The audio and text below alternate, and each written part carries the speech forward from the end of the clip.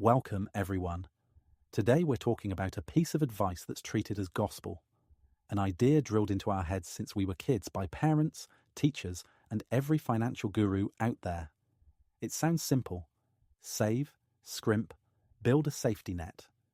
It seems so rational, so responsible. But what if I told you that for most of us, this very act of saving is the surest way to stay poor forever?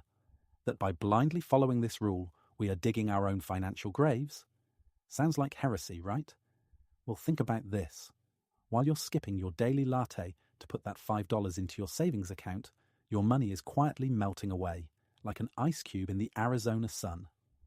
Today, we're going to break down why this ironclad logic is actually a massive trap. Let's start with the biggest and most invisible problem. It's called the silent thief, and that thief's name is inflation.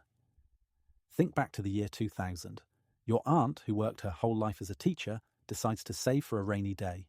She doesn't trust banks, so she takes 5,000 tulshins, a decent chunk of change back then, enough for a used car, and stuffs it in a cookie jar in her kitchen. 20 years go by. She opens the jar. The money is still there, 5,000, but its purchasing power, now it might cover a weekend grocery trip. Back then it could have paid a few months of rent. That is the primary enemy of your savings. Money under the mattress, or even in a standard bank savings account with a measly 0.01 interest rate, simply turns into pretty pieces of paper. You aren't losing the bills, but you are losing the very essence of money, its value. You work hard, deny yourself, only to find years later that your $1,000 is now worth a couple hundred.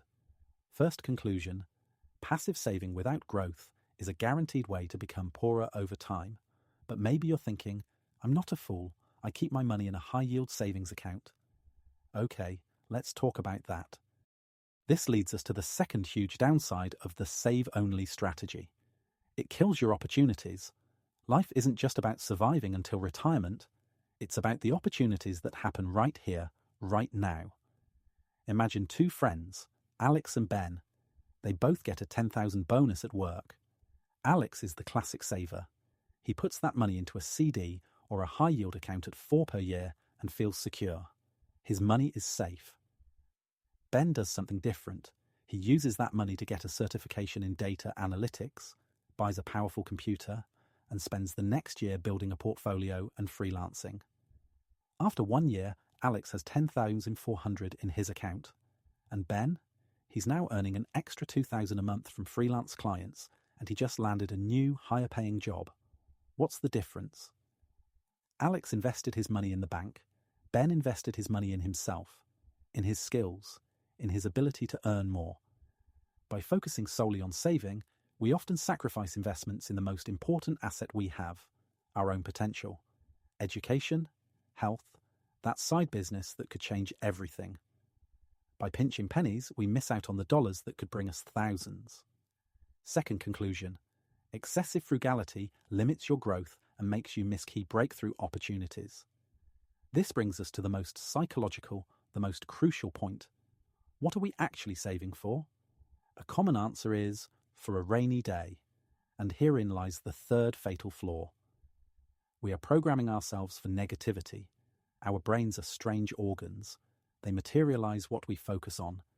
If you're constantly thinking about a rainy day, about scarcity, about potential problems, you subconsciously start to attract those very scenarios.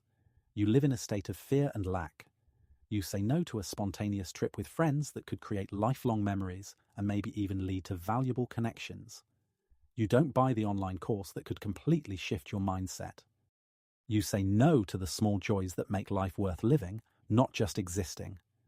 In the end, you might reach your target number in your bank account, but you become a tired, anxious, fearful person who, over years of scrimping, has forgotten how to take calculated risks, feel joy, and spot opportunities. You saved for a bad day, and in the process, your life became that bad day, a grey, restrictive routine. Third conclusion: a save for a rainy day mentality creates a poverty mindset and robs you of present joy and courage. So where does this leave us? We've seen that inflation silently eats our savings. We've understood that focusing only on preservation makes us miss huge growth opportunities. And finally, we've seen that the very psychology of saving for later or for a bad day makes us anxious and unhappy. So what should we do? Throw all financial discipline out the window and blow every last dollar? Of course not. That's not the point. The point is a paradigm shift. Instead of asking, how can I save more? Start asking, how can I earn more? Instead of just saving, start investing, but investing not just in stocks or crypto. First and foremost, invest in yourself.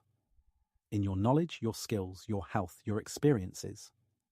Create a basic safety net of 3 to 6 months of expenses. That's just sensible. It's protection against real emergencies. But everything beyond that should be put to work. Your money shouldn't be a dead weight. It should be your employee, going out into the world and bringing back more resources. So your call to action today is this. Stop being just a keeper of money. Become its captain. Spend the next week not figuring out what to cut from your budget, but studying one new topic that could increase your income. Take a course, read a book on investing, brainstorm a business idea. Shift your focus from saving to creating value. Take smart risks, keep learning, invest in yourself. Because the most valuable asset you have isn't the money in your account. It's you. Your brain, your skills, your unique perspective. Invest in that, and your money will stop being just paper that melts away.